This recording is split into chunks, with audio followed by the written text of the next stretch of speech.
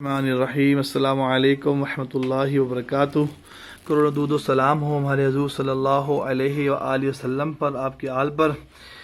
آج بھی ہمیں پر ایک بھائی تشریف لائے ہیں، ان کے ایشوز تھے، آئیے ان سے پوچھتے ہیں یہ کہاں تشریف لے کے گئے، ڈاکٹرس نے کیا کہا اور کیا فیلنگ کرتے ہیں، کیا بتاتے ہیں، آئیے ان سے بات کرتے ہیں۔ جی نام السلام علیکم، میرا نام وحید سلیمان ہے اور میں تقریباً 2 ہفتے سے اپنے اس بازو کی پین میں بہت زیادہ شدید پین تھی، جس سے میں یعنی کہ محسوس کر رہا تھا۔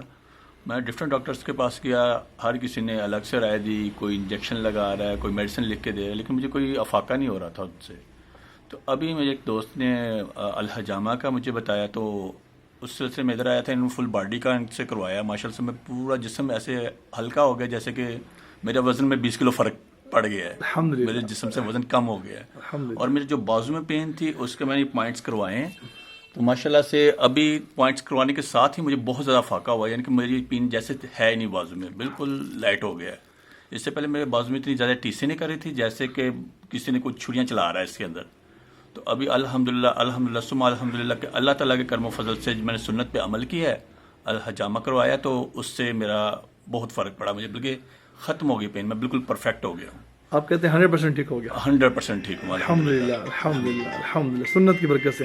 بے شک۔ جو آپ کے فرینڈ دوست آپ جو سن رہے ہیں، آپ ان کو کیا میسج دیں گے؟ میں کہوں گا کم سے کم اگر آپ کے پاس اتنے وسائل نہیں ہیں تو کم سے کم 2-3 پوائنٹ کے ساتھ آپ شروع کریں، تو آپ کو افاقہ نظر آئے گا، آپ خود کروائیں گے، میں فل باڈی کرواؤں۔ تو سنت میں الحمدللہ ہم لوگوں نے جو چھوڑا ہی ہوئی ہیں سنتوں کو، ان کو اپنائیں تو ہم آٹومیٹکلی خود ٹھیک ہو جائیں گے۔ تو الحمدللہ میں ہر کسی کو یہ مشورہ دوں گا کہ آپ کم از کم 1 مرتبہ لازمی کروا کے دیکھیں۔ بہت شکریہ۔ ویسے آپ نے سنا کہ وحید سلیمان صاحب تشریف لائے ہیں، فرسٹ ٹائم کپنگ کروائی انہوں نے، پہلے فل باڈی کروایا اور پھر یہ فرما رہے کہ الحمدللہ 100% ٹھیک ہو گیا۔ میں عرض کروں جس نے فرمایا کہ سنت ہے، سنت کی مثال فرماتے ہیں حضرت نوح علیہ الصلوۃ والسلام کی کشتی، جو کشتی میں بیٹھ جائے گا وہ تو ڈوبنے سے بچ جائے گا، اور جو باہر رہے گا وہ تو ڈوب جائے گا۔ جو فرماتے ہیں حضرت نوح علیہ السلام کے 4 بیٹے تھے، حیم، شیم، قیم اور کنعان۔ 3 بیٹے فرمانبردار تھے اور کنعان نے بات کو نہیں مانا، تو اس لیے وہ ڈوب گیا تھا اس میں۔ تو سنت پر عمل کریں، سنت کو عام کریں۔